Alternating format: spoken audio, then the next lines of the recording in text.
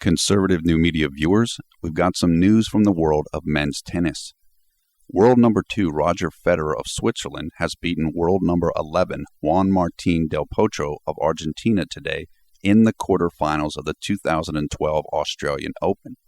The match took place at Rod Laver Arena in Melbourne, Australia.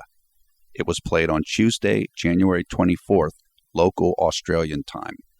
The final score of the match was 6-4, 6-3, and 6-2 for the Swiss. We will include links to several articles on this match in the video description below the video player as soon as we are able.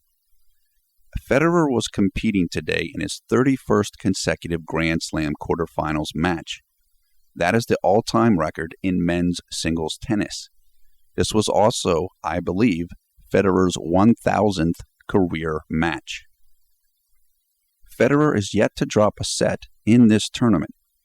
The Swiss has won 25 of his last 26 ATP matches, with the only exception being when Federer had to pull out in advance of a scheduled semifinal showdown with Jo-Wilfried Tsonga at the 2012 Qatar Open.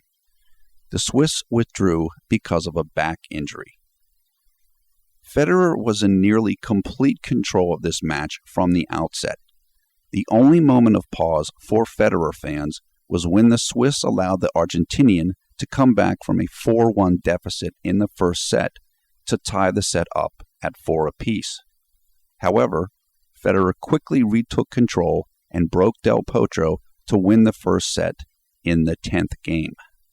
The Swiss will next meet the winner of the upcoming quarterfinals match between world number 2 Rafael Nadal of Spain and world number 7 Tomas Berdych of the Czech Republic in the semifinals of the tournament.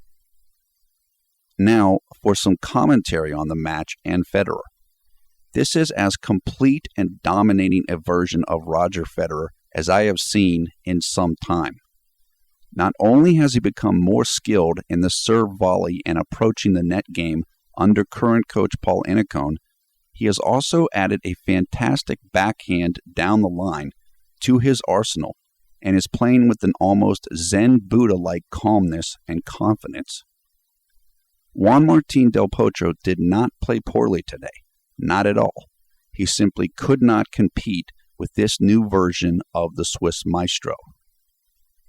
ESPN commentator Brad Gilbert said during the match that Federer is the quote-unquote youngest 30-year-old that Gilbert has ever seen. After today, I would have to agree. Gilbert and co-host Patrick McEnroe said that they feel that Federer could compete at an elite level for another 3 to 5 years. In my personal opinion, the only player on tour who can challenge this version of Federer is current world number 1 Novak Djokovic. Even though Rafael Nadal has always done well against the Swiss, I am not sure that he will be able to fare well against this version of his rival. We may get to find out in the semifinals should Nadal prevail later today. Let us know in the comments below what you think of our assessment of where Federer is at and what you thought about today's match. How far do you think Federer can go in this tournament? Can he win the whole thing? Will Nadal beat him here?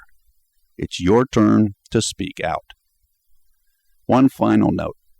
It was good to see Juan Martin Del Potro in good form and fitness today. He has been battling injuries since his breakout performance against Federer in the finals of the 2009 U.S. Open.